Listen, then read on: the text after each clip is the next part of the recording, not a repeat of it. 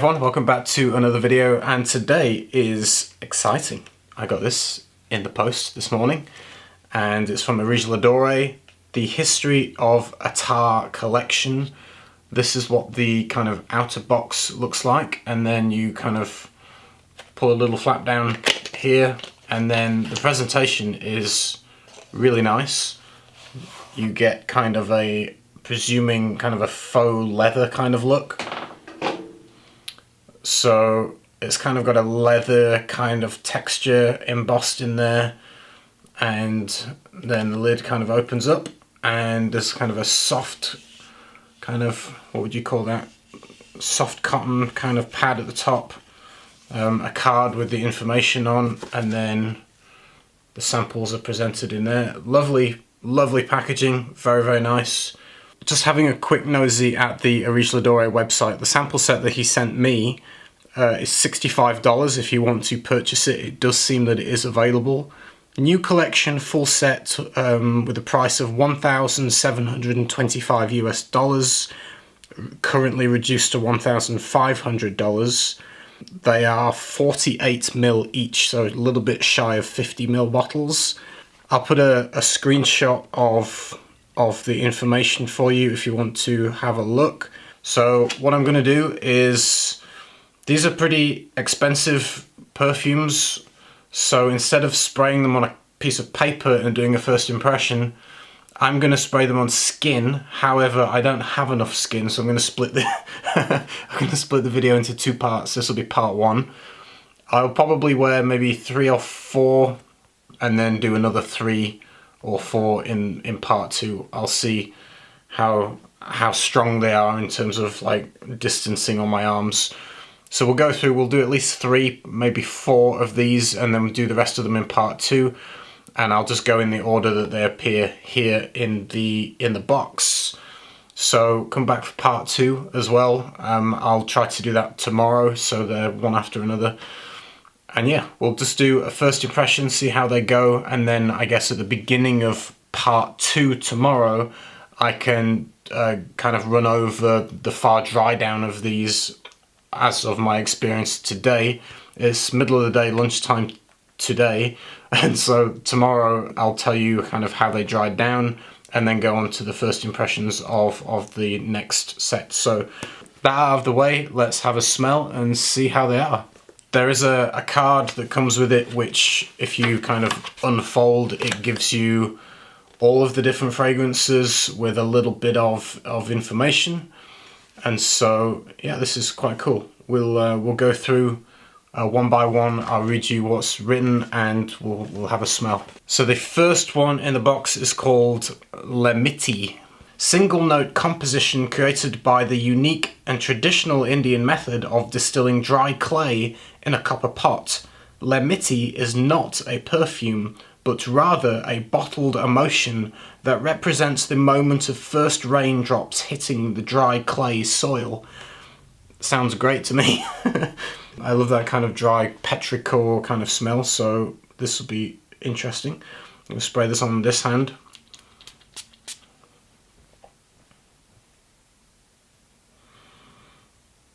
Wow. It's soft, it's dusty. I imagine like a dried terracotta pot that's hard baked, and then you kind of smash it on the stone floor, and then you get this dust of like terracotta particles in the air. It's kind of that vibe.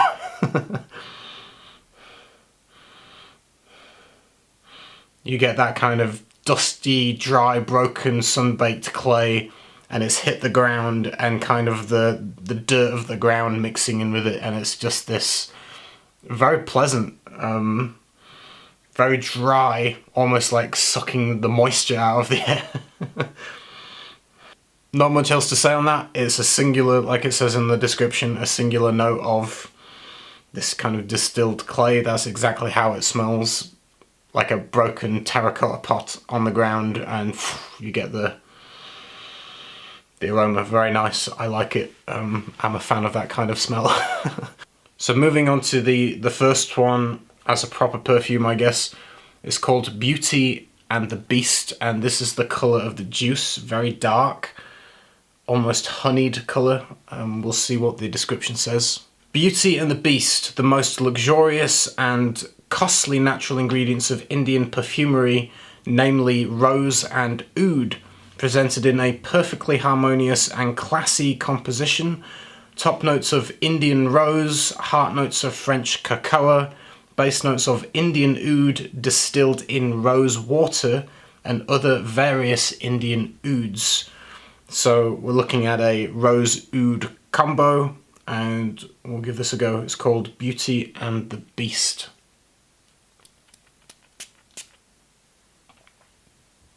Woo! Wow. That's strong. Jesus. Okay, there's the bit of a beast in there. I get both the elements immediately. The first hit is rose. I get this very uplifting, bright, wow, it's intense. Very strong rose, and the oud is immediately there also.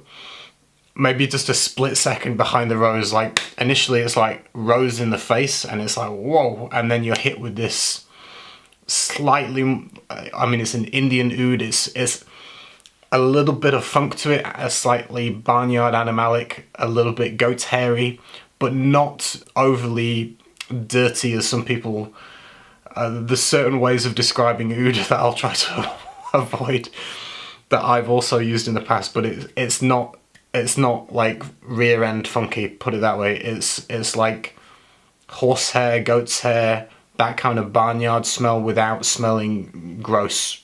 You know, it's a pleasant oud. But it does have a little bit of, like I say, barnyard skankiness to it without smelling like the wrong kind of dirty. The way that it blends with the rose is pretty potent. I mean, both of them are like in your face. I like that the rose feels bright. It's got a brightness to it. It's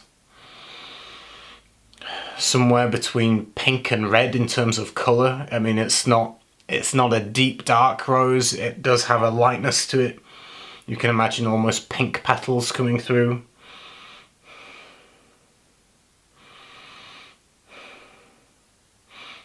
The rose is pungent but pretty. The oud is definitely behind it. What else was in here? Let's have a look back at the notes. Cocoa, okay. I wouldn't have guessed that from a top note. Maybe that will come more in the mid to the dry down. As a first impression, because that's what this is, first impression video, I'm getting huge dose of rose. Very natural, very potent, and very piercing kind of bright rose. It's not a dark, deep, dirty rose. It's bright. It's like pinky and beautiful, very pretty kind of rose, but a pungency to it. I mean, it's like concentrated. I like that. That's quite intense. I'll see how it kind of dries down. As I smell a little bit longer and like consistently, you start to really get the oud nuances coming through that rose. The rose is like really on top, but then when you sit and you smell it for a few seconds, you get all these deep, earthy, kind of woody. Already the barnyard blast that I got at the beginning is toning down and it's not as much. But you get that deep kind of woody oud that's very smooth. It's losing that barnyard goatee hair kind of vibe that it had in the initial opening blast and going into more of these smoother tones. Very nice. I like it. We'll see how it goes in the dry down. Move on to the next one.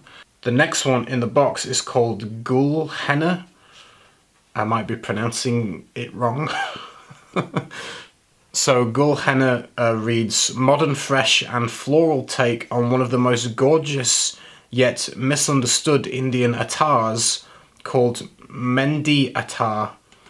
That is focused on white henna flower with top notes of bergamot and magnolia, heart notes of henna flower, rose and jasmine distilled in a base of white musk with base note of sandalwood. That the rose oud thing is really strong. Okay, we'll see how this goes. I'm gonna apply it on my wrist on this side, so it's a little bit further away from the rose oud thing going on. Okay.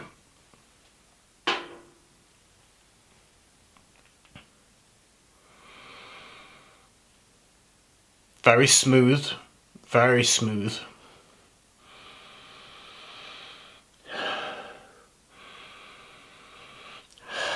Personally, I'm not familiar with the note of henna. I've never smelled it by itself. I don't know, I'm not familiar with it, so I can't comment because I don't really know what to expect from that.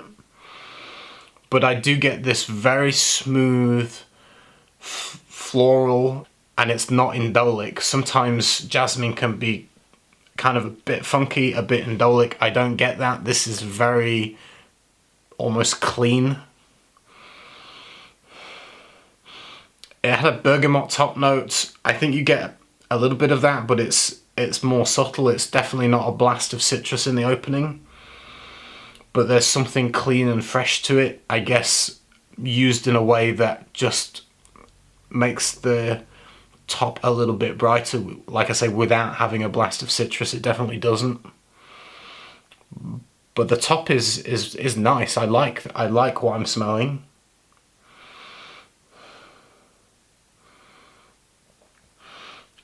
There's something in it that smells... Maybe it's the way that it's just blending with the musk, because there's white musk used. That I was gonna say, I can imagine kind of cotton or linen or something that's got that kind of fabric kind of smell that's clean and soft and kind of cozy, but with these soft, slightly sweetened florals. There is a subtle sweetness running through this. Almost a suede-y, borderline, I don't want to use the word rubber, but I'm trying to emphasize how smooth the texture is when you smell it. But what I'm smelling is slightly sweet, very smooth, very pretty, floral, musky in a way that's not, it's not like huge white musk in a typical sense that I'm thinking of. Like when I think of white musk, I'm thinking of like Body Shop white musk, and it doesn't go in that kind of direction. But the musk part of it is like I say, fabric, clean, soft, very nice. I think it's nicely balanced. So the other notes were rose and sandalwood. I'm not getting massive amounts of rose. At the moment, I'm presuming one of the main notes is the henna. Again, I don't know how that smells individually, but it's very nice. Whatever it smells like is very nice. And I'm struggling a little bit to describe it to you in words. I think very unisex, and maybe for a Russian Adam fragrance, I would say maybe a little bit, it comes across as a more minimalist composition, something that's not obviously complex, even though it may be very complex in terms of the formula or whatever, but in terms of the way that it comes across as a whole, it feels easier to digest than some of the other fragrances that he's created. This is very easy to wear, very likable. For the hardcore niche lovers, you might want more complexity, you might want more things going on. Not everyone likes something that smells a little bit simple, so to speak. But I think it's very nice. I kind of want to smell it more.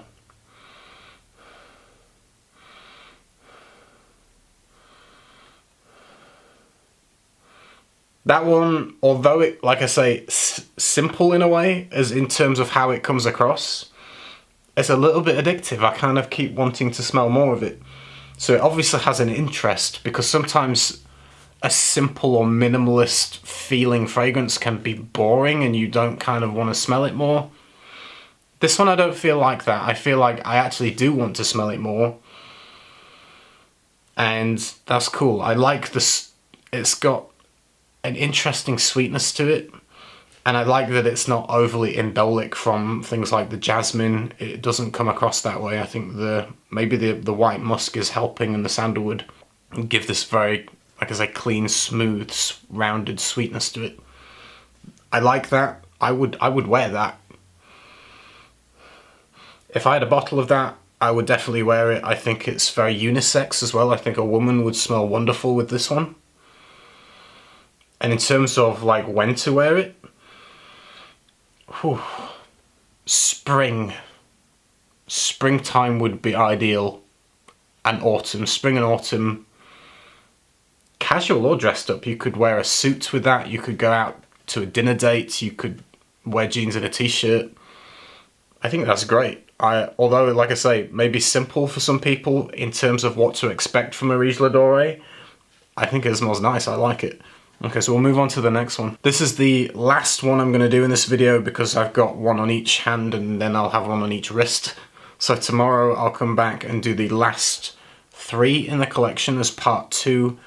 We'll talk about the dry down tomorrow before I start the last 3. I'll kind of run over the dry down and my experience of wearing it today, and I'll come back tomorrow with that. So the last first impression today is called Ambre De Coco, and again, very dark juice, kind of a brown, golden brown.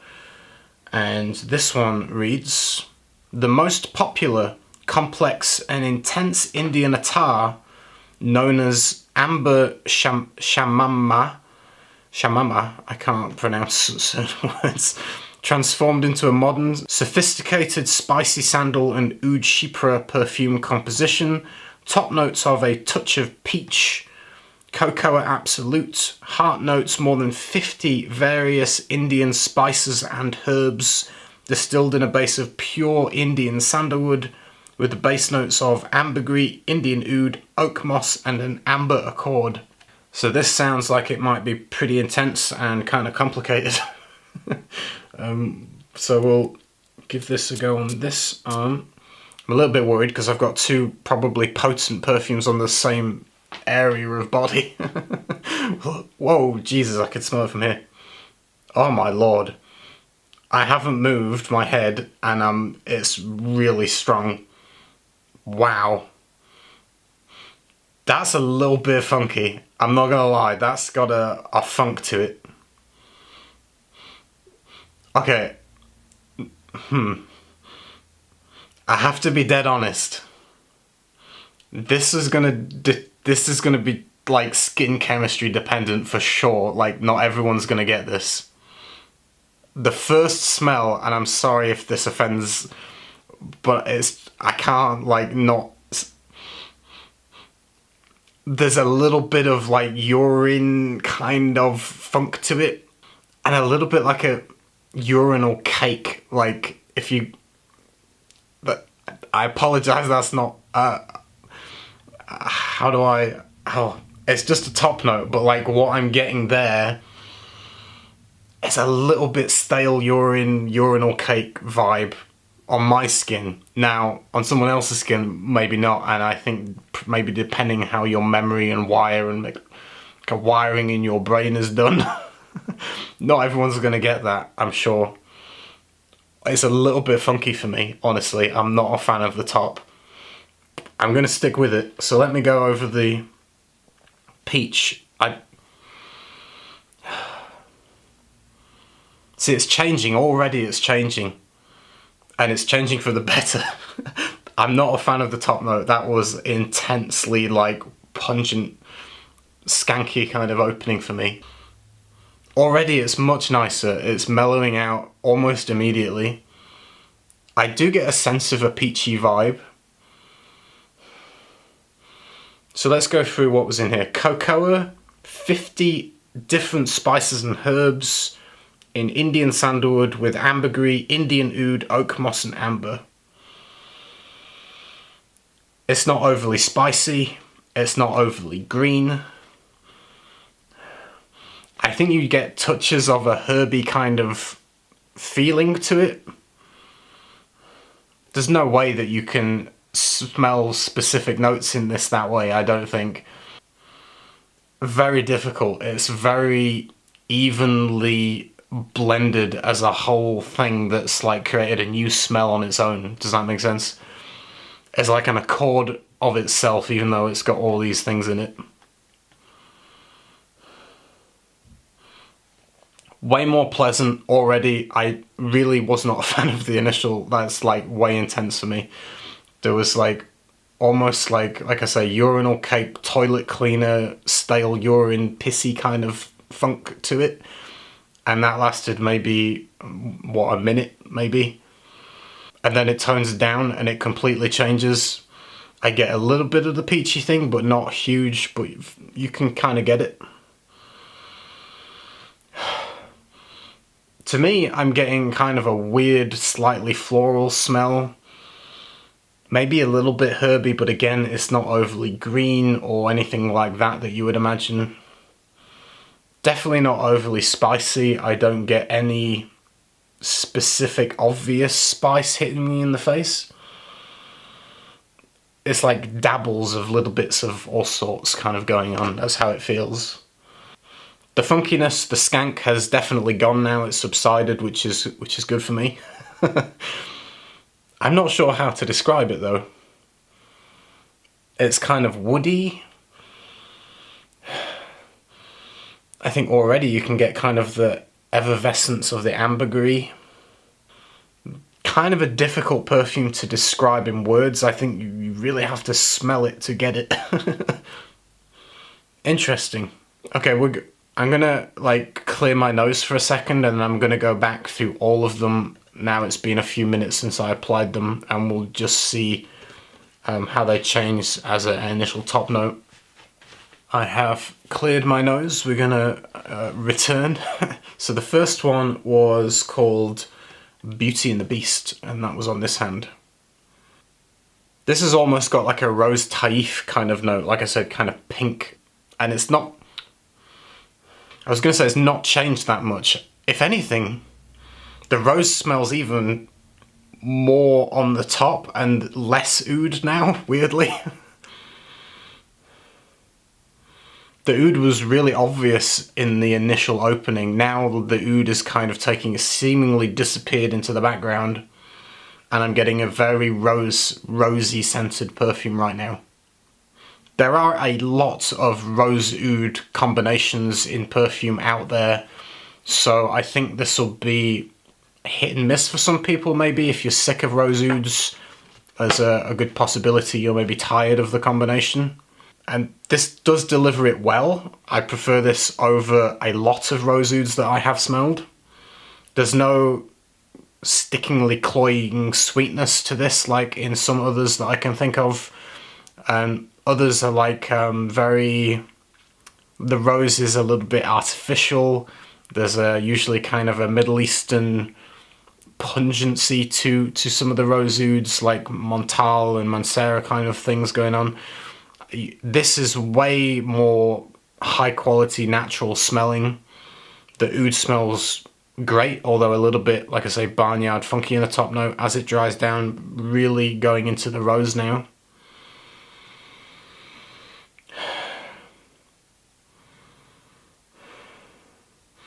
The only thing that bothers me a little bit about this kind of rose smell is that it's been what's the word I'm looking for? It's been used, it's been taken by companies that make air fresheners and toilet cleaners and room sprays, and they take that kind of Taif rose or more pink kind of bright rose and they turn it into an aerosol thing for and they've taken what the essence of the smell, obviously not high quality in the way that this is natural rose, and that's synthetic and false and a fake kind of version of it. But because you smell those in those kind of things, it kind of taints when you smell the real one, because your memory is recalling the smell of an air freshener or an aerosol kind of spray that is kind of cheap smelling.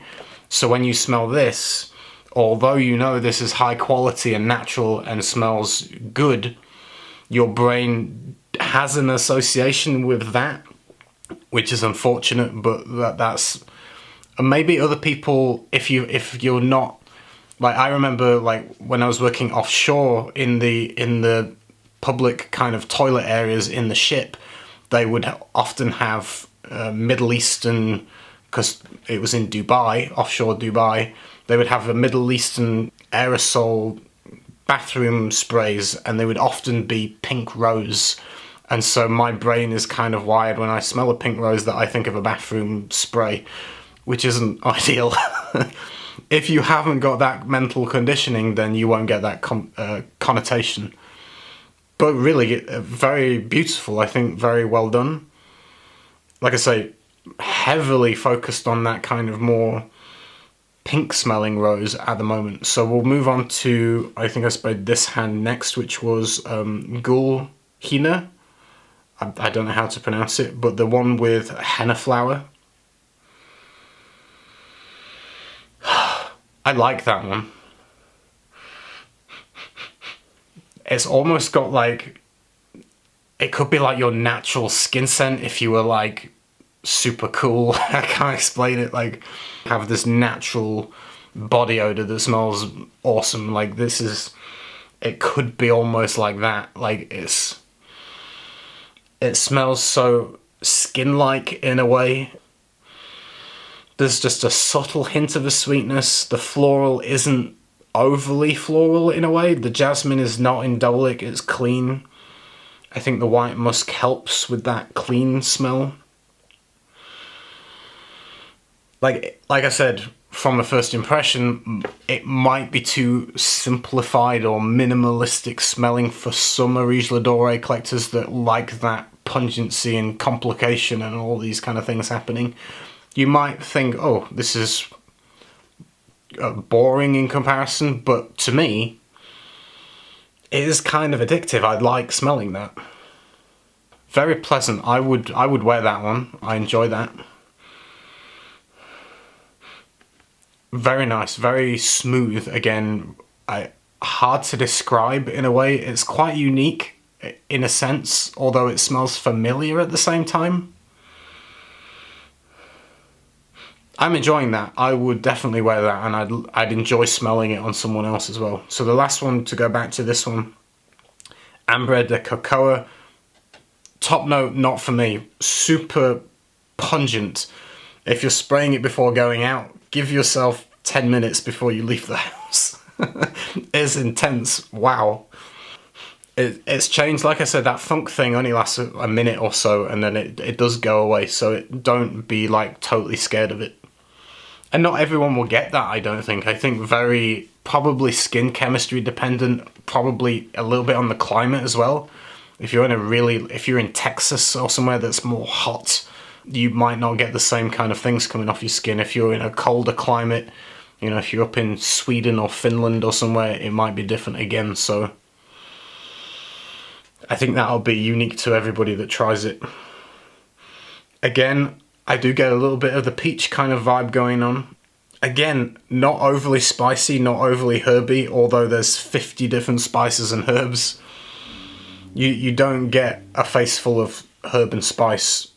It comes across in a different kind of way.